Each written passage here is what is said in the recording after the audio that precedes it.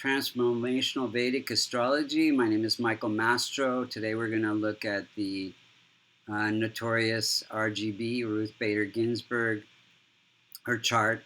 And so I can't remember if we rectified this or this is a well-known time, but if you look to the eastern horizon when she was born, you would see the constellation associated with Libra rising at 22 degrees. 22 degrees becomes the most effective point of every house, every house, and any planet like Venus, like Saturn, like Jupiter, that's within 5 degrees, and Moon have a big impact in her chart.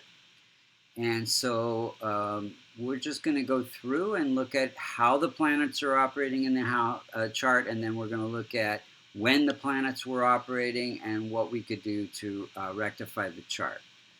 So first off,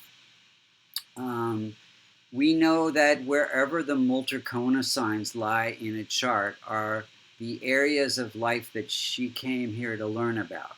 And so the Multikona signs are 1, 4, 5, 6, 7, 9, and 11. These numbers represent the signs, not the house numbers. So we know that many planets rule 2 signs. Like, for example, Libra is ruled by Venus, and Venus also rules Taurus. But Venus is all about relationships, and it's more connected to Libra because Libra is all about relationships than it is Taurus.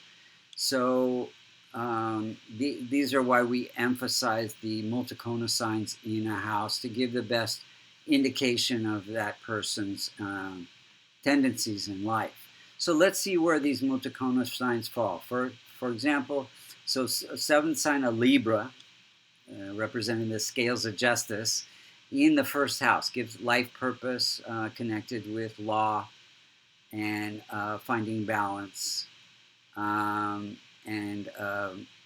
relationships. And then we see the 9th sign of Sagittarius, ruled by Jupiter in the 3rd house, really focused on success and having an impact through communication, through law. Jupiter represents law. And then we have the 11th sign of Aquarius, ruled by Saturn in the 5th house. So creativity, education, children, all involved in service to humanity.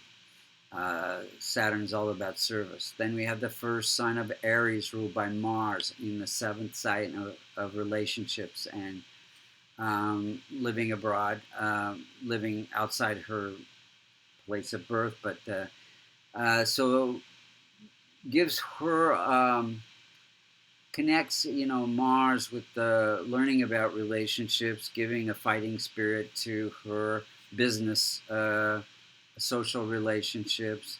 4th sign of Cancer, ruled by Moon in the house of career, learning about how to move ahead in her career. Be recognized. Then we have Leo, 5th sign, ruled by Sun, house of income. So, focused on social connections and income and fulfilling her desires. And then we have a 6th sign of Mercury, Virgo, ruled by Mercury in the 12th house. 12th house has to do with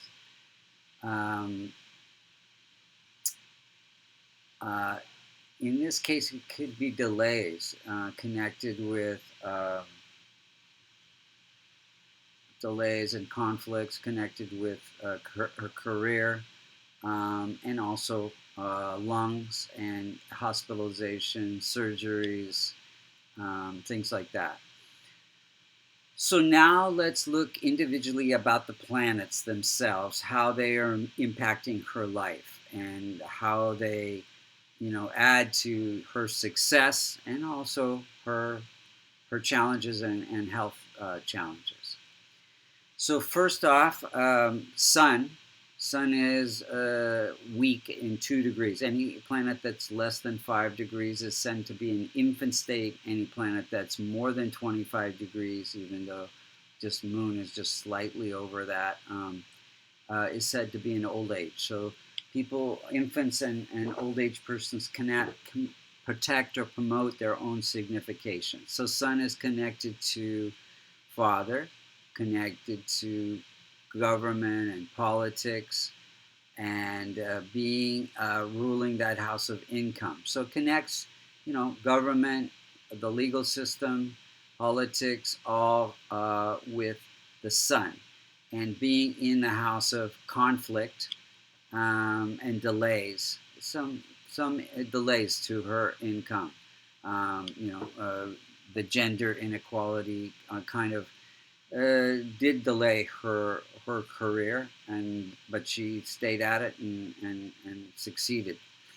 Then we have Moon, which is ruling that house of career in the house of life purpose, connects her life purpose with working for the public in law and sticking up for the public, and having compassion and a motherly demeanor towards the public. Connects her, strong connection to mother. Mother really supported her education, made sure she go to the library every week and got a good schooling. And then we have Mars. Mars is about the relationships, placed in this house of income, and it connects, her strong passion for her social connections, her business relationships. Even though, she disagreed, she did maintain good, close relationships, even with her conservatives on the Supreme Court, and gave her a strong passion and fighting spirit connected with those relationships. Let's see, yeah. And then also Mars can connect with inflammation in the body, and so we'll be looking at how that might connect with her cancers, etc. So Mercury is malefic in this chart. So any Multicono sign that's found in the 6th, the 8th, or the 12th house, along with Rahu and Ketu, become malefic.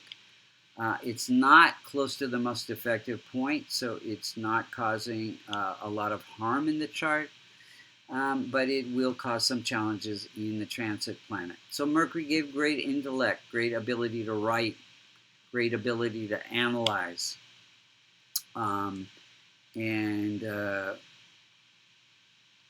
yeah, those are the main things, I think. And then we have Jupiter. Jupiter is ruling the house of success, placed in the house of income, and it is made weak because the landlord, the sun, is weak.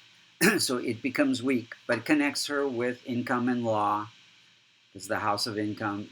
Jupiter is all about teaching and law, and so connects that.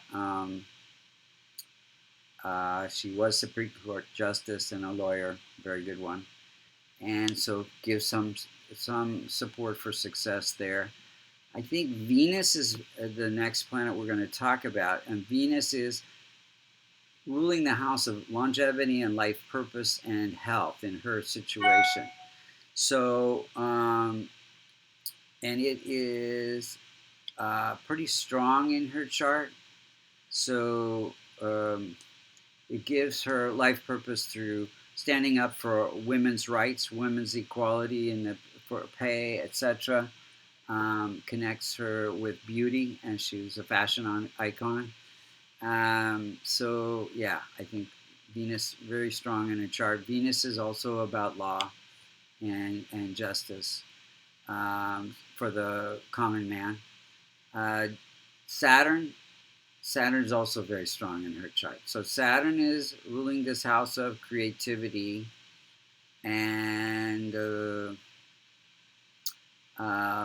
children, investments, education, very connected to her education. It's in the house of happiness and family, so connects happiness through service to humanity, ruling that Aquarius, and gives her strong determination. Saturn's also an indicator for longevity, so strong determination to succeed against a lot of odds. She's um, one of nine out of all the Harvard grads that was a woman in the law school.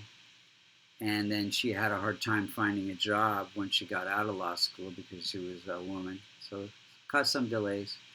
And then Rahu and Ketu. So they are not close to the most affected point, and they are not causing much issues in the chart, except Ketu and Rahu are afflicting Mars, so creating some conflicts in relationships.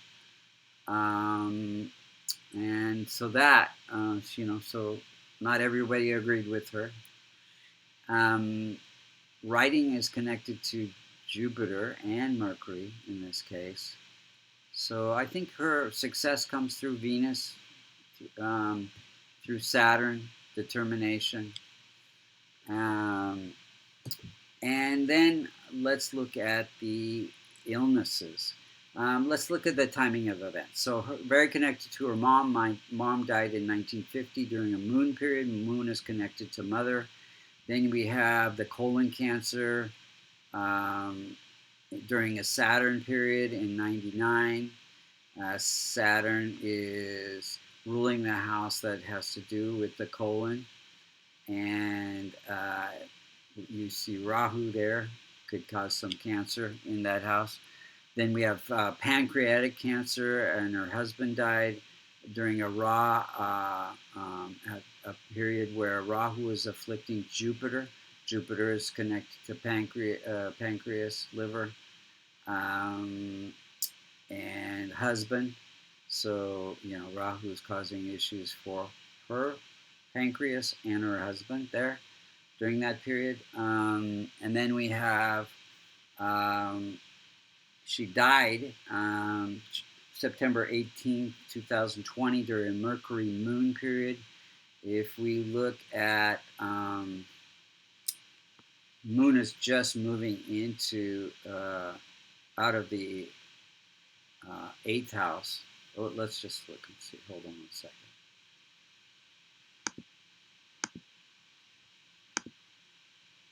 So on the 18th, Rahu just moved into the 8th house of death-like experiences for her. And it is afflicting it's afflicting Saturn. Saturn has to do with longevity. Then we have Moon. So remember, this is a Moon, Moon Venus period. So Venus is health, Moon is Moon is in the house of death, end of life. And you have got Mars there. Mars is not causing too much. It can't afflict its own house, but Sun just moved in there as well. And so I think the main thing here is we have this Rahu afflicting Saturn. And Rahu just moving into the house of death-like experiences. And so I think, those are the main kinds of things. So her different issues, Venus is the primary health indicator. It has to do with her vitality and her health. And then you have Mercury, the secondary indicator. She had lung cancer as well. Then you have Rahu, Ketu. They afflict Mars, which can cause tumors. And then we have, the sub-periods where there was some affliction of Mars causing inflammation in the body. So, so those are the main things. So what could we do to strengthen this chart?